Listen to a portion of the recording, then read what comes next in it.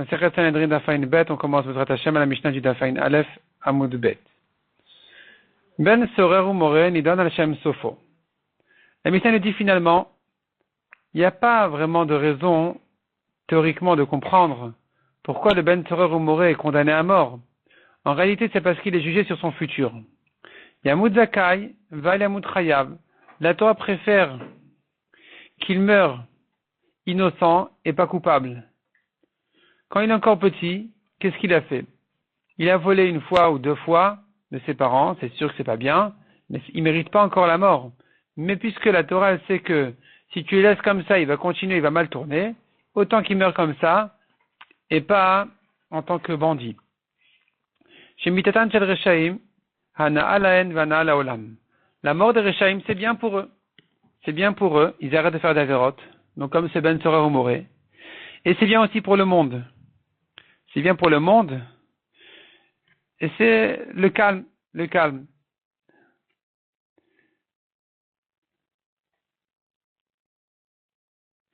La tzadikim, ralen vera laolam. Mais la mort des tzadikim, c'est mauvais pour eux, parce qu'ils auraient pu ajouter encore des mérites. C'est mauvais pour le monde, parce qu'ils protègent leur génération, et parce qu'ils corrigent aussi. Ils corrigent le peuple.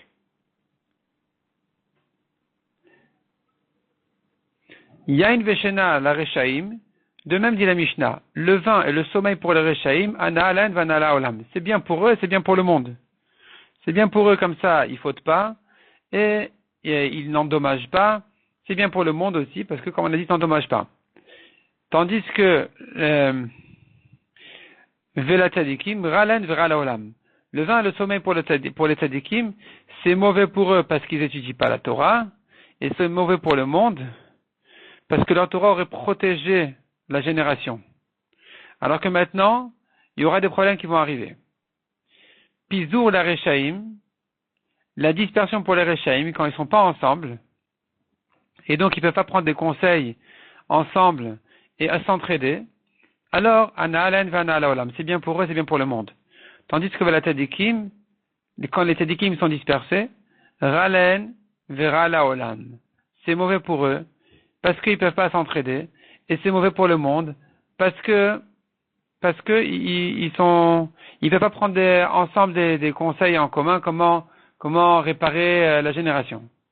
Kinus la Reshaim, et inversement la réunion pour les Reshaim, Ralen Vera Laolam, c'est mauvais pour eux, et mauvais pour le monde. Mais la Tzadikim Ana Alen Vana Laolam. La réunion pour les Tzadikim, c'est bien pour eux, bien pour le monde. Sheket la Reshaim, la tranquillité pour les Reshaim, Ralen Vera Laolam.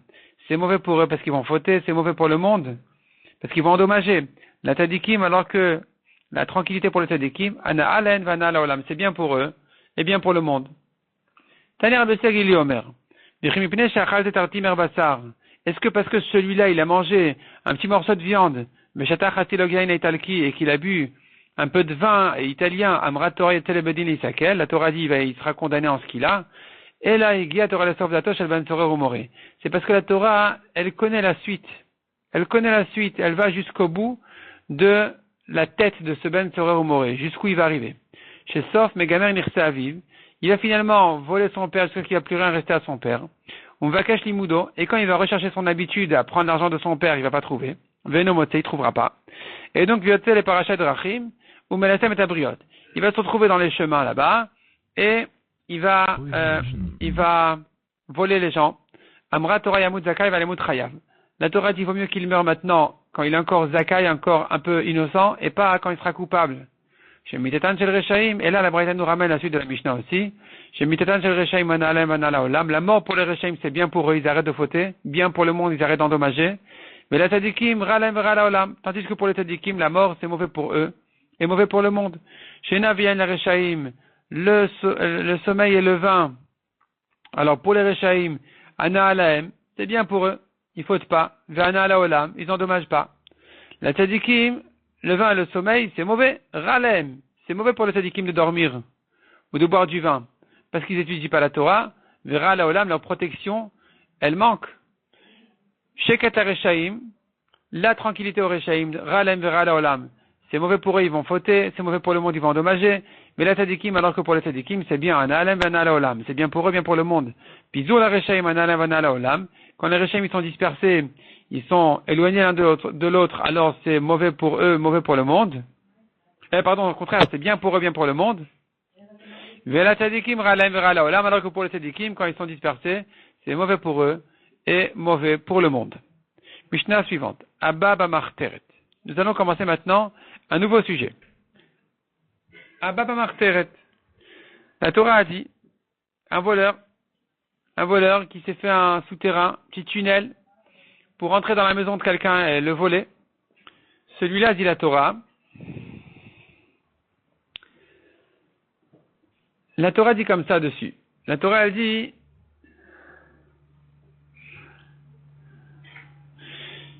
il n'a pas de sang. Il n'a pas de sang. Autrement dit, tu peux le tuer. La Torah dit ensuite, mais si, dans certains cas où il y a le soleil qui s'est levé sur lui, qui rayonne sur lui, alors il a du sang. Autrement dit que dans ce cas-là, tu ne peux pas le tuer. La Gemara va expliquer que ça veut dire le soleil, pas le soleil.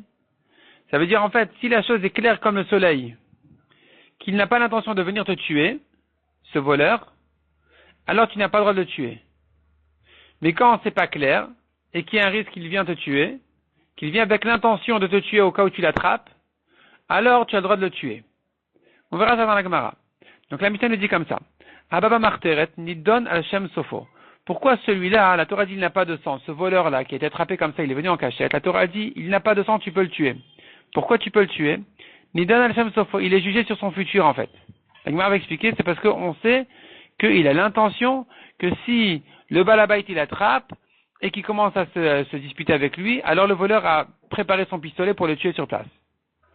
Et donc le balabait d'avance a le droit de le tuer. Haya baba marteret, veshavar et achavit. Si maintenant le voleur il venait comme ça, en cachette, en marteret, en tunnel, pour le voler, et voici qu'il a tiré un tonneau, et le tonneau il s'est cassé. Il s'est cassé, le vin s'est renversé. Im yesh lodamim chayav, imen lodamim patour. Si il a du sang, il est sanguin, alors le voleur il est chayav. Autrement dit, si le balabait n'avait pas le droit de le tuer, alors il doit payer, il doit rembourser maintenant ce qu'il a endommagé. Mais s'il n'a pas de sang, c'est-à-dire que le balabait pouvait le tuer, je reprends, si le balabait ne pouvait pas le tuer, alors le voleur il est chayav, mais si le balabait il pouvait le tuer, alors le voleur il est patour. Pourquoi? Parce que c'est un kimle rabamine, c'est-à-dire, puisque de toute façon il était condamné, ce voleur, et qu'il aurait pu être tué sur le coup, légalement, alors on ne peut pas le rendre chayav de payer. Amarava, Maïtama de Marteret, quelle est la raison de cette halakha de la Torah qui a permis de tuer ce voleur, qui vient voler en cachette? Chazaka en adam amid atzmo al mamono. C'est parce qu'on sait bien, il y a une chazaka, c'est une nature qu'un homme ne se retient pas quand il voit qu'on le vole. Et donc si maintenant, ve'ay memaramar, le voleur il doit se dire, I azilna, si je vais maintenant le voler, kaila paille, il risque de se tenir contre moi, mais le shavikli il va pas me laisser. Et donc, kaila paille, si ça va se passer comme ça, katil nalé, je vais le tuer. La Torah Amra, alors la Torah a dit, Imbal orgecha, et donc la Torah dit aussi, Imbal orgecha, shkem l'orgo. Puisqu'il a l'intention de venir te tuer, et que tu sais que c'est ça son projet, alors toi, viens, dépêche-toi en premier, précipite-toi d'abord à toi-même le tuer à lui. Donc en fait, tout ça, c'est un calcul de pensée. Quand tu le vois te voler, tu sais qu'il est dangereux, et donc tu dois le tuer tout de suite. Tu peux le tuer tout de suite. Amar Rav. Rav vient ici avec un grand chidouche, et il dit comme ça. Ababa marteret menatal kelim viatsa. Le voleur, il est venu, il a volé en cachette. Il est sorti. Patour. Il est patour. Maïtama. Bedamim kananu. Parce qu'il a acquis le vol avec son sang. C'est-à-dire que puisqu'il s'est mis en danger pour cette chose-là, alors le fait qu'il était condamné quand il était venu le voler, alors ça l'a rendu patour. Ça ça a acquis l'objet. Il a acquis l'objet par son sang. Amar Rava mistabramil de Rav. Rava dit que la halakha de Rav, logiquement, ne devrait être dite que dans un cas Beshéchiber, que ça s'est cassé. C'est-à-dire que le voleur n'a pas quoi rendre. Il est venu, il a tiré l'objet il s'est cassé. On ne peut pas le condamner, on ne peut pas lui dire de payer. Delet neo parce que l'objet n'est pas là. Et donc tu ne peux pas le faire payer de l'argent de ta poche alors qu'il s'était mis en danger, c'est-à-dire qu'il était en fait chayav mita en quelque sorte quand il a volé. Aval natal lo, mais s'il a pris l'objet sans le casser, alors certainement on devrait le rendre chayav de le rembourser parce que l'objet n'est pas à lui, il doit le rendre quand même. Ve'elokim, mais je jure, dit Rava, Amar Rav afilu natal, que Rav a dit même si l'objet est entier chez le voleur, eh bien il n'est pas tour de le rendre, il peut le garder. Il dira au propriétaire, voilà, c'était à toi hier, aujourd'hui c'est à moi. Pourquoi? Parce que je t'ai volé, je n'ai même pas l'obligation de te le rendre. Pourquoi? Parce que regarde, voilà, j'ai pris un risque, je me suis mis en danger, tu aurais pu me tuer. Le fait que j'étais dans un état, dans une situation où j'étais chayav, où il était chayav mita en fait au voleur en venant voler, ça le rend pas tour de payer maintenant et de rendre l'objet qu'il a volé. Deha, la preuve dit Rava, que Rav le rendra pas tour même quand l'objet est entier chez lui, chez le voleur. La preuve, elle est du cas, yesh lo damim venensu. Dans le cas où yesh lo damim, c'est-à-dire un voleur qui ne mérite pas d'être tué. Venensu, et voici que l'objet il s'est cassé. Chayav, le voleur il est bien chayav. Alma, donc tu vois. De là tu vois, pourquoi il est chayav de rendre l'objet? On devrait dire qu'il ne l'a pas acquis, que l'objet devrait dire le voleur au propriétaire, écoute, l'objet n'est pas à moi, je l'ai pris, mais il n'est pas à moi, je ne pouvais pas l'acquérir parce qu'il t'appartient. Et donc, s'il est entier, je dois te le rendre parce qu'il est à toi partout où il est. Mais s'il est cassé, il s'est cassé à toi, pour toi, chez toi, ça ne me regarde pas. Et donc, on devrait dire qu'il est pas tour. On ne dit pas ça. Alma, on dit qu'il est chayav. Donc, tu vois de là, Birshut et Kaime, on le rend responsable. On dit non. C'était sous ta responsabilité. C'était à toi. C'est-à-dire à toi, sous ta responsabilité. C'est de même qu'un propriétaire, il est responsable de ce qui arrive à ses affaires. Responsable dans le sens que s'il a subi une perte, c'est lui qui a perdu, qu'il a perdu. De la même manière, le voleur maintenant, même si l'objet s'est cassé, on le rendra chayav. Dans un cas où il ne risque pas la mort, d'accord? Maintenant, on a dit, il doit payer l'objet. S'il s'est cassé, il doit le payer. C'est la preuve que je le considère maintenant comme propriétaire. Il l'a acquis. Donc il en est responsable. C'est à lui de subir la perte. Or, il doit le payer. Donc maintenant, il va le payer. Il ne pourra pas dire au propriétaire, écoute, c'était à toi, ça s'est cassé à toi pour toi. Non, on le dira non. Tu as acquis une responsabilité sur l'objet. Achanam ici aussi. Birshut et Kaime. Ici aussi dans le cas où maintenant l'objet il est entier. Et que le voleur méritait la mort. Et que donc il n'a pas de chiyuv de le rendre. Ici tu me demanderais, mais alors, s'il a acquis l'objet, il ne le rend pas. Si il n'a pas acquis l'objet, et que tu me dis il appartient encore à son propriétaire, il est encore chez son propriétaire partout où il est, enfin, à son propriétaire partout où il est, dans ce cas-là, il aurait dû le rendre. Mais puisqu'on vient de prouver et démontrer que le voleur, il en devient responsable, alors,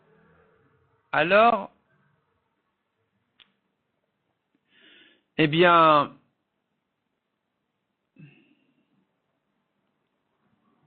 puisque dans le cas où le voleur avait risqué la mort, alors il n'a pas l'obligation de le rendre.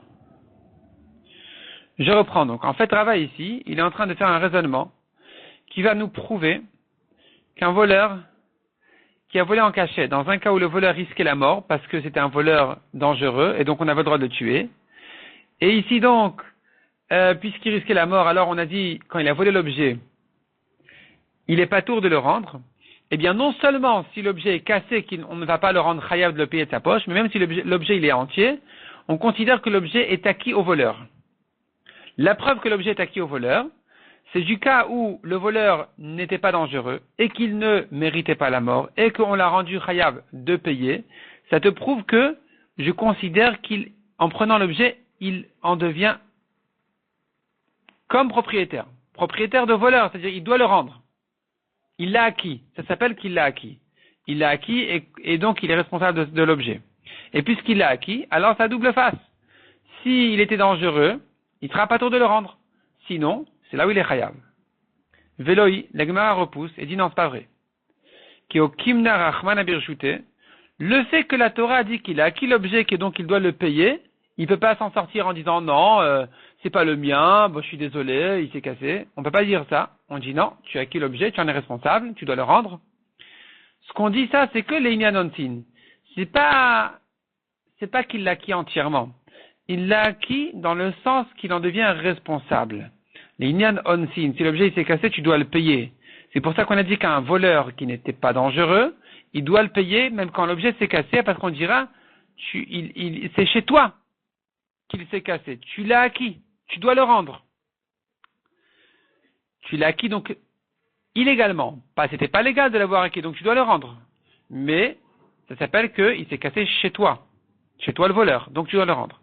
Aval le'inyan mikna, mais pour l'acquérir réellement dans sa propriété, birshut et demarai ou kaime. On ne dit pas que ça appartient réellement au voleur. Non, ça reste au propriétaire. Donc ici, le voleur, même s'il est dangereux, il doit le rendre. Tant que l'objet est entier, il doit le rendre. S'il s'est cassé, alors il sera pas tour puisqu'il était en danger. Le voleur lui-même, il était condamné. Donc on ne va pas le rendre chayav de payer de l'argent aussi. Mais si l'objet est entier, il doit le rendre. Midedava Shoel, la Gemara compare ce cas-là, elle dit Midedava de même qu'il en est pour un Shoel, un emprunteur. Un emprunteur, il acquiert l'objet, une acquisition partielle, c'est-à-dire, il l'acquiert en tant qu'emprunteur, pas en tant que propriétaire. Donc maintenant, si l'objet, il s'est cassé, on dira à l'emprunteur, c'est toi qui dois le rendre au propriétaire. Tu ne peux pas rendre les débris au propriétaire en disant, ah non, moi je l'ai pas acquis, il est pas à moi, il s'est cassé, bon prends-le. Non, on lui dira, non. Dès que tu l'as pris, tu l'as acquis. Tu l'as acquis une acquisition d'emprunteur qui est responsable de le rendre. Et donc tu vois bien que le fait qu'il l'a acquis, ça n'en fait pas un propriétaire.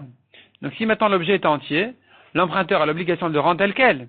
Il peut pas dire non, je l'ai acquis, je te le paye ou autre chose. Non, c'est pas une question ici de dette. C'est qu'il appartient encore à son propriétaire. Donc comment tu résous cette contradiction? D'un côté, tu dis que ça appartient à son propriétaire et l'emprunteur a l'obligation de le rendre tant qu'il est entier. D'un autre côté, tu me dis mais il n'appartient pas au propriétaire et donc s'il s'est cassé, l'emprunteur est responsable de payer. Alors que si vraiment il appartenait à son propriétaire, l'emprunteur n'aurait pas été responsable. On dit non, il est responsable parce qu'il l'a acquis. Il a acquis l'objet pour sa responsabilité, mais pas pour sa propriété. Donc ça c'est pareil pour le voleur aussi. Le voleur aussi, tant que l'objet est entier, il doit le rendre, parce que l'objet n'est pas à lui, et s'il s'est cassé, alors je considère qu'il est au voleur pour la responsabilité de l'objet et que donc il doit le payer. Tout ça à condition que le voleur, il soit un voleur qui n'est, comme on a dit, pas dangereux, et que donc il a ici une dette d'argent. Il doit payer. La Gemara vient ramener maintenant des preuves, des objections sur ce que Rav a dit, Rava, sur cette discussion-là. Est-ce que le voleur doit rendre l'objet, alors qu'il était dangereux, le voleur, et qu'il méritait la mort? Maintenant, quand l'objet il est entier chez lui, est-ce qu'il doit le rendre ou pas? On a vu dans la Mishnah, Baba Marteret Veshiber et Achavit. Le voleur il est venu en cachette et il a cassé un tonneau du Balabait. Yesh lo damim chayav. Si c'est un voleur qui n'est pas dangereux, yesh lo damim, il a du sang, on ne peut pas le tuer, alors il doit le payer. En lo damim patour. Si c'est un voleur qui n'a pas de sang, que tu as le droit de le tuer parce qu'il est dangereux, alors le voleur, il est patour. Tama de Shiber. La raison ici qu'on a distingué s'il est chayav ou patour, c'est entre un voleur dangereux et pas dangereux, c'est dans le cas où il a cassé le tonneau. C'est sur ça qu'on a dit, de rien odamim patour. On a dit que pour un voleur dangereux qui mérite la mort, donc il est patour de payer, parce qu'il a cassé le tonneau. Ha natal, lo, mais s'il a pris le tonneau entier, alors on aurait dit qu'il doit le rendre. Ce serait une objection sur Rav qui a dit que dans tous les cas, il est patour. La Gemara repousse et dit non. Wadin afilu natal nami. En réalité, même s'il a pris le tonneau entier, il est pas tour. Veha de katani shavar et achavit. La raison pour laquelle on a parlé du cas où le tonneau s'est cassé, il a cassé le tonneau. Kamash malan, c'est pour apprendre le chidouche dans le cas de chiyash lodamim, que si maintenant il ne méritait pas la mort, afalgav de shiber nami chayav. Même si il l'a cassé, il est chayav. Pshita, c'est évident dans le Gemara, mais évidemment, un voleur qui mérite pas la mort, qui a cassé un tonneau chez le balabait, et puis quoi encore, tu voulais le rendre patour aussi? Pourquoi? Mazikou, il a endommagé, évidemment que quelqu'un qui est endommagé doit payer. Quel est le chidouche? Akamash malan, d'afilu chez le bekavana. Non, le chidouche, il dit, même s'il n'a pas fait exprès. Demande à Gemara, qu'est-ce que ça veut dire qu'il n'a pas fait exprès? Qui c'est qui lui a demandé de rentrer ici? Il n'a pas fait exprès, ça veut dire quoi? Maïkamash malan, quel est le chidouche? Adam muad leolam. Un homme, il est toujours responsable de ce qu'il fait. On ne dit pas, il n'a pas fait exprès. Il est conscient de ce qu'il fait, il est responsable de tout ce qui s'est passé, de son corps.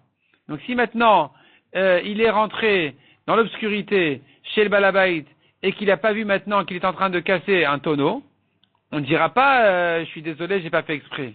Il doit payer. Donc quel est le chidouche de dire qu'un homme, il est muad olam, il est toujours responsable de ce qu'il fait? Tanina, on l'a déjà appris, Adam muad olam. Ben Beshogeg Ben Emezid, un homme est toujours responsable. Aussi bien Shogeg que Mezid, Ben Bonaz Ben Beratzon, même s'il a fait ça par contrainte, sans choix, que volontairement, dans tous les cas, il est responsable, il est chayav, donc quel est le chidouche? Kashia, la Gemara, elle reste effectivement là-dessus en Kashia. Metiv Ravivi Barabaye. Deuxième objection sur Rav. Agonev Kisbe Shabbat. Il a volé un porte-monnaie pendant Shabbat. Chayav. Il est chayav. Qu'est-ce que ça veut dire il a volé? Il est rentré chez son prochain, il a pris de l'argent de là-bas et il est sorti. Quand il est sorti, il a pris l'argent au Reshut Harabim. Donc, il a fait un travail interdit pendant Shabbat, qu'il a rendu chayav mita. Il mérite la mort sur ce vol. Pas pour le vol, mais parce qu'il a porté pendant Shabbat. Et pourtant, il doit payer. Pourquoi? Car il était chayav sur le vol avant même de l'avoir sorti de la maison. Kodem Shia volé des Issour Shabbat. Avant d'en arriver à un Issour Shabbat, il avait déjà volé, donc il était déjà chayav. Par contre, dans le cas où Ayamegarer Biyotse, Patour, il tirait l'objet sans le soulever et il l'a sorti comme ça au Reshut Harabim, dans ce cas-là, il est Patour. Share Issour Gneva Issour Skila Bain Kechad. Car dans ce cas-là, le vol et le Chilul Shabbat ont été faits en même temps. Il ne l'a acquis qu'en le sortant. Or, à ce moment-là, il était chayav ce qu'il a, donc il est pas tôt de le rembourser. Qu'est-ce qu'on voit de là?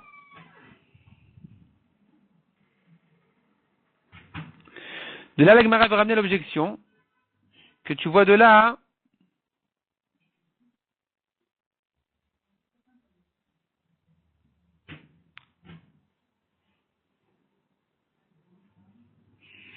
Malgré que l'argent est entier, resté là devant nous, il ne s'agit pas d'un tonneau qu'il a cassé, eh bien, il n'a pas l'obligation de le rendre parce qu'il est devenu chayav mita sur ce vol. Pendant Shabbat, il a tiré au Reshut Harabim. Dans certains cas où ça s'est fait en même temps, le vol, il l'a acquis. Rashi parle d'un cas très précis dans lequel on dit qu'il l'acquiert en le sortant. Et donc, en même temps qu'il a sorti, il a fait un chilul Shabbat et un vol en même temps. Il n'est pas tour malgré que l'argent est entier devant nous. Il a l'enveloppe dans la main. Il est quand même pas tour. Donc, tu vois de là une objection, cette fois-ci, sur Rava, qui a dit que si c'est entier, il doit le rendre. C'est une preuve pour Rav qui a dit qu'il est pas tour même quand c'est entier. Répond la Gemara. Veil cheta, la halacha, comment comprendre cette braïta? Des shaddanu benara. Il s'agit que non, il a jeté tout de suite dans le fleuve et donc il a perdu l'argent. C'est là on dit qu'il est pas tour. Mais si l'argent est devant nous, alors là effectivement il aurait été chayav de le rendre. Malgré que il méritait la mort pour ça. Rava Igne voulait dire le martarta. La Gemara nous raconte sur Rava. On lui a volé des béliers, des martarta dans un tunnel. À Adrin y allait. Voici que les voleurs ont fait tchouva, ils lui ont rendu les béliers. Velo Kablin, il les a refusés. Amar, Ho'il, Venafak, Mipumederav. Il a dit, puisque de la bouche de Rav est sorti de dire que le voleur est patour même quand le vol est entier encore, eh bien, donc je ne vais pas recevoir. Puisque maintenant, ces voleurs-là qui ont pris en cachette, ils méritaient la mort en volant mes béliers. Donc, selon Rav, ils sont patours même si les béliers sont entiers, donc je ne vais pas recevoir. Tanoura Banan. La Torah dit comme ça. En lo damim, imzacha hashemesh alav, damim lo. En lo damim, donc le voleur n'a pas de sang, autrement dit, tu peux le tuer. Mais, imzacha alav hashemesh, si le soleil rayonne sur lui, etc. Demande à Gemara Bechi hashemesh alav bilvad zacha, est-ce que le soleil rayonne que sur lui? Donc, que veut dire le pasuk du soleil? Et là, im barur lecha davar kashemesh. Le pasuk vient te dire, si la chose, elle est claire à tes yeux, comme le soleil, il n'y a pas de doute dessus. Chez Enlo Shalom Imcha, que ce voleur-là n'est pas en paix avec toi, et que c'est sûr qu'il a l'intention de te tuer, Argeou, tue-le. Donc, le pasuk se lirait d'après ça, Enlo Damim Imzacha Hashem Eshalav. Il n'a pas de sang si le soleil a rayonné sur lui. C'est-à-dire, si c'est clair qu'il est dangereux, c'est là où il n'a pas de sang, tu peux le tuer. Veim Lav, mais s'il y a lieu de se douter, est-ce qu'il a l'intention de me tuer ou pas? Alta Argeou, tu ne peux pas le tuer. Tanya Ida autre braïta, et qui partage le pasuk autrement, qui dit comme ça. Imzacha Hashem Eshalav damim lo. Si le soleil a rayonné sur lui, il a du sang. Tu ne peux pas le tuer. Se pose la question, Vechi Hashem Eshalav bilvad zacha, est-ce que c'est que sur lui que rayonne le soleil? Et là, imbarou lecha kashemesh yesh lo shalom imcha, s'il est clair à tes yeux que le voleur il est en paix avec toi, qu'il n'a pas l'intention de te tuer, alta argeo, ne le tue pas. Vim lav, mais s'il y a un doute, argeo, je le tue. Kashi astama astama, nous avons une contradiction entre ces deux braïtot. Est-ce que dans un cas de doute, je peux le tuer ou pas? Lo kashi répond la Gemara, on tourne la page. Kan be'av ala ben, kan be'ben al ha'av. Ça dépend qui est le voleur. Si le voleur, c'est un père qui vient contre son fils pour le voler, dans ce cas-là, le fils ne peut le tuer que s'il est certain que son père était prêt, est tellement cruel qu'il était prêt à le tuer. Mais s'il a un doute, alors il peut supposer qu'en principe, un père n'a pas l'intention de tuer son fils, donc le fils n'a pas le droit de le tuer. Donc maintenant, un fils qui voit son père qui vient le voler, il n'aura pas le droit de le tuer dans le doute. C'est sur ça que disait la Braïta, c'est que si tu es certain, la première Braïta qui disait, c'est que si tu es certain, comme le soleil, qu'il a l'intention de te tuer, qu'il est dangereux, que tu peux le tuer. Sinon, si tu as un doute, non. La deuxième Braïta qui a dit que ne le tue pas quand tu es certain qu'il n'a pas l'intention de te tuer, mais si tu as un doute, tue-le. Il s'agit du cas où c'est le fils, le voleur. Un fils qui vient voler chez son père. Le père, s'il a un doute sur les intentions de son fils, il peut le tuer. Le père pourra tuer son fils. Parce que c'est pas évident que le fils n'a pas l'intention de tuer son père. Le père doit craindre que son fils était dangereux. Donc, kan beben ala av.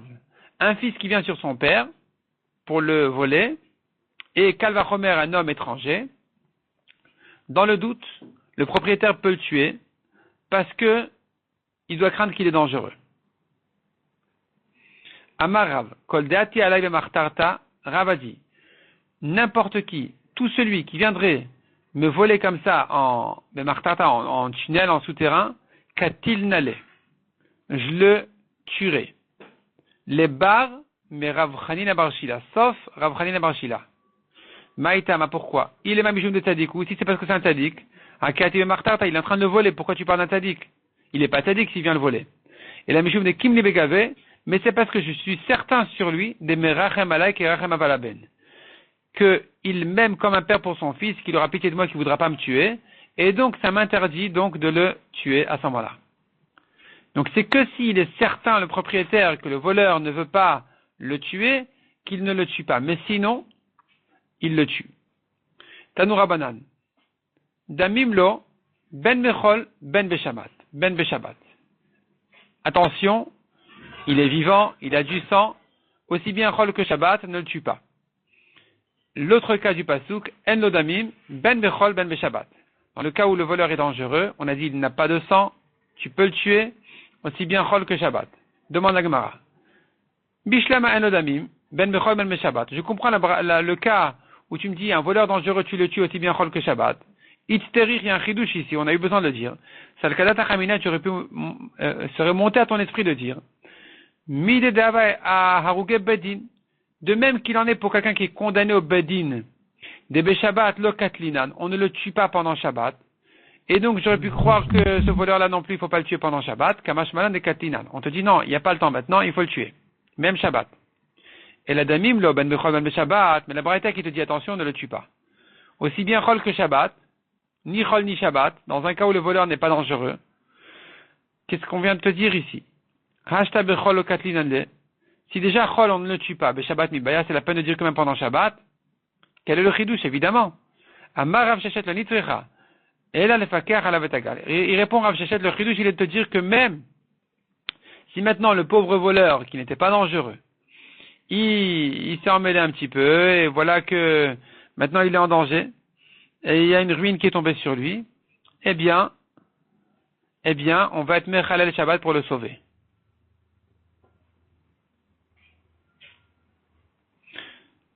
Donc, si maintenant le voleur était dangereux, qu'il avait l'intention de tuer le balabait, et que maintenant, en creusant son souterrain, il a son tunnel, en creusant son tunnel, tout s'est effondré sur lui, il va mourir là-bas, on le laisse tranquille, il n'a qu'à mourir gentiment.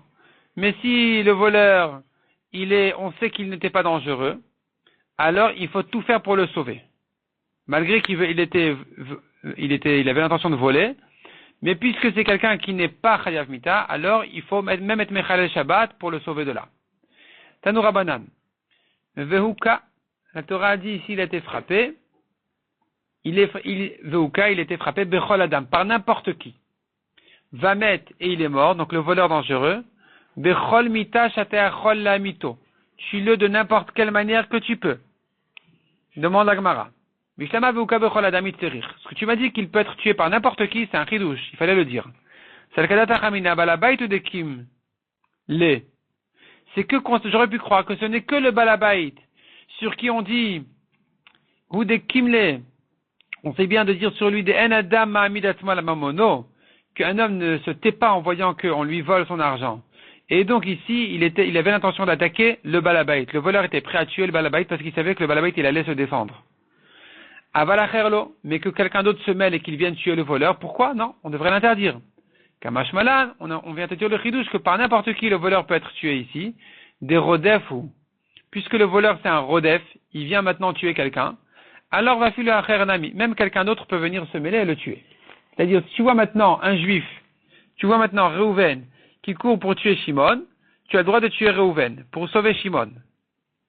Donc c'est la même chose ici, le voleur, il vient dans son tunnel pour voler, tu as le droit de le tuer directement, même si tu n'es pas concerné directement. Et là, va mettre bechol mita shatayachol amito. Mais ce qu'on a appris du passou que tu peux le tuer de n'importe quelle manière. La malik, quel est le chidouche, mais rotzer nafka, on sait déjà. Quelqu'un qui a tué un juif, il est chayav mita. Quelle mita?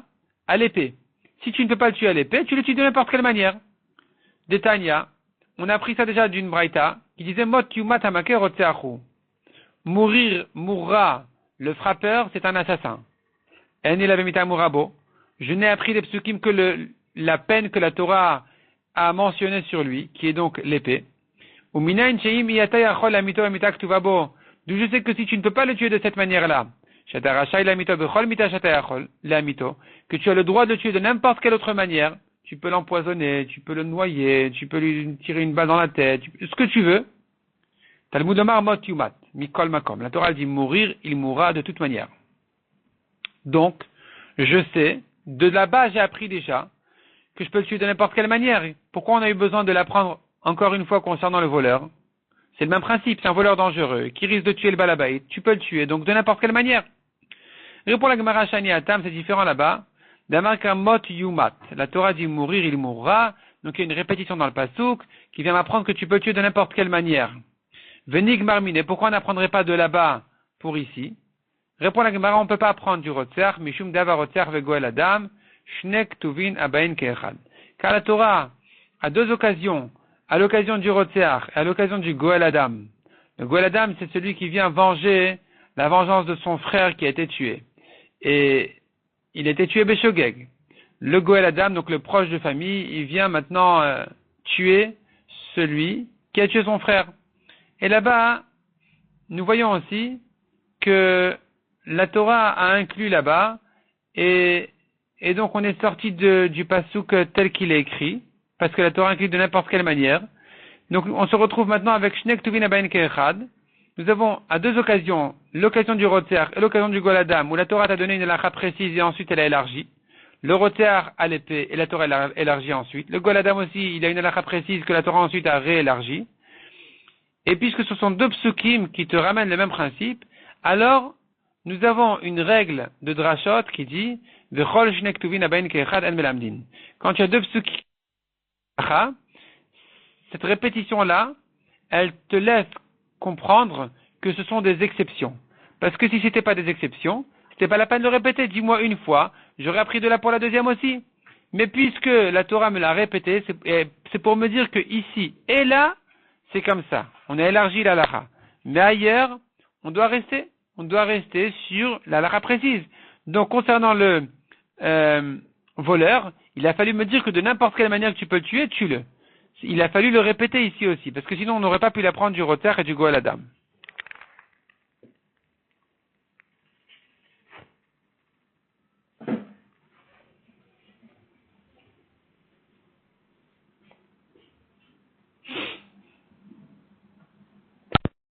La lacha du Goel Adam, la Gemara le ramène, l'avait ramené au Daf Memhe à Moudbet, d'apprendre des psukim que si maintenant le mort n'a pas un proche de famille pour venger sa vengeance, le Bedin va nommer quelqu'un. Et donc à nouveau, nous avons ici donc le même exemple où tu vois que la Torah te donné une lacha précise, puis ensuite elle a réélargi. Tanoura Banan. Marteret, la Torah parlait d'un tunnel. En et la Marteret. Donc il s'agit d'un tunnel. Gago, si maintenant il attrape le voleur qui arrive de son toit. Chatzero de sa cour. Vekar Fifo, c'est encore une espèce de cour.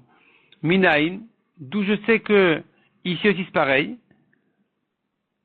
Et que donc le propriétaire peut tuer le voleur.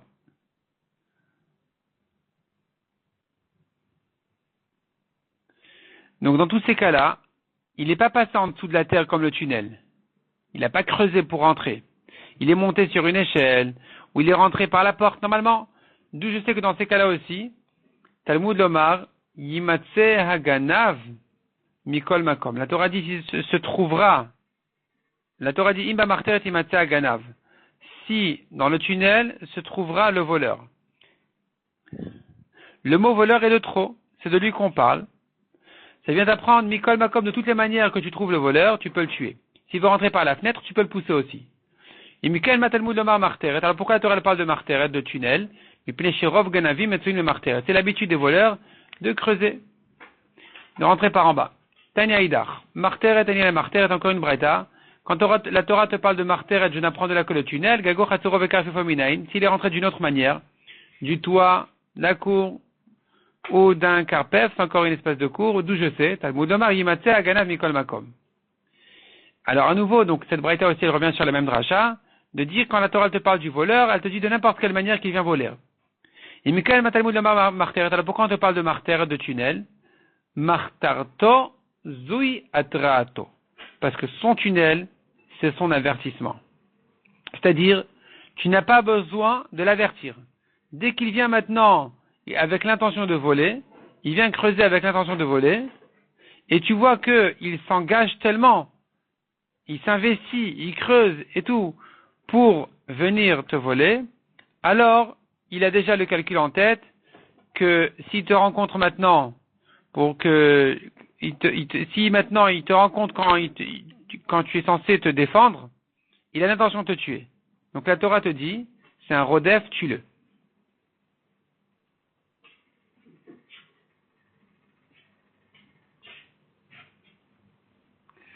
C'est-à-dire comme ça, d'après cette braïta-là, on va distinguer entre le tunnel ou s'il est rentré par le toit ou ailleurs. S'il est rentré par le tunnel, tu n'as pas besoin d'avertir. Il s'est tellement engagé pour son vol qu'il est prêt à tout. Donc, tu peux le tuer directement. Mais si il est rentré par la porte, il est rentré par le toit ou quelque chose d'autre, alors il faut l'avertir. Sache que il faut que deux témoins lui disent que tu te mets en danger, il risque de te tuer le balabait, et que le voleur il dise je suis conscient de ça et j'ai l'intention malgré tout d'accepter ce risque, de prendre sur moi ce risque et de venir le voler, c'est-à-dire qu'il est prêt à tout, c'est celui-là qu'on a le droit de tuer, mais sans avertissement on n'aurait pas le droit. Donc d'après cette deuxième raïta, c'est pour ça que la Torah parlait de tunnel. Amaravuna.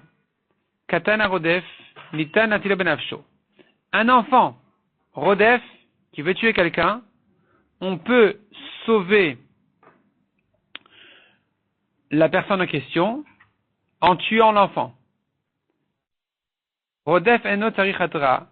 Ravuna pense, un Rodef n'a pas besoin d'avertissement. N'importe quel Rodef, il a l'intention de tuer quelqu'un, on peut le tuer directement. Loshna Gadol, Veloshna Katan. Peu importe, grand ou petit, même un enfant, on le tue. Et Tiver Ravriza le Ravuna. Ravriza objecta à Ravuna. Yatsa Rocho.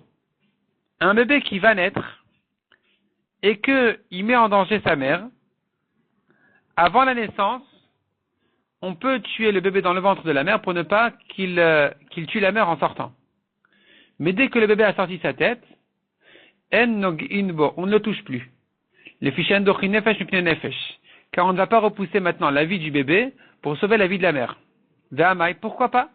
Rodefou, ce bébé c'est un rodef, il est en train de tuer sa mère. Eh bien, il faut le tuer. On a dit qu'on ne distingue pas entre un adulte et un enfant.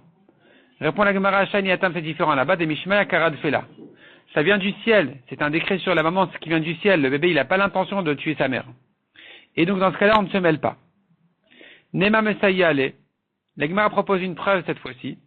Rodef Shaya Rodef Achachavero le Orgo. Un Rodef qui a l'intention de tuer son ami. Omerlo, il lui dit, Re'esh Israelou. Il faut l'avertir. Attention, sache que c'est un juif. Celui que tu veux tuer, c'est un juif.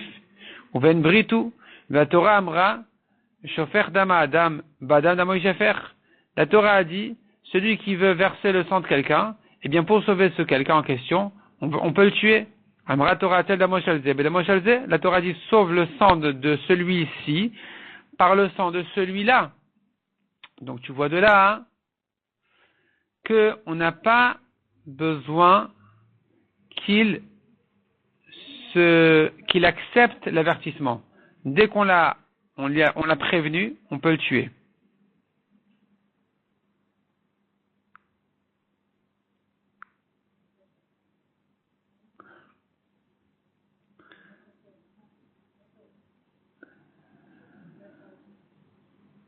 Donc c'est une preuve pour ce qu'on a dit, qu'on n'a pas besoin d'avertir un rodef, on peut le tuer directement. Répond la Gemara repousse et dit non, Aïe Rabbi Yossi Rabbi Yehuda. Il se peut que cette braïta va comme Rabbi Yossi Rabbi Yehuda.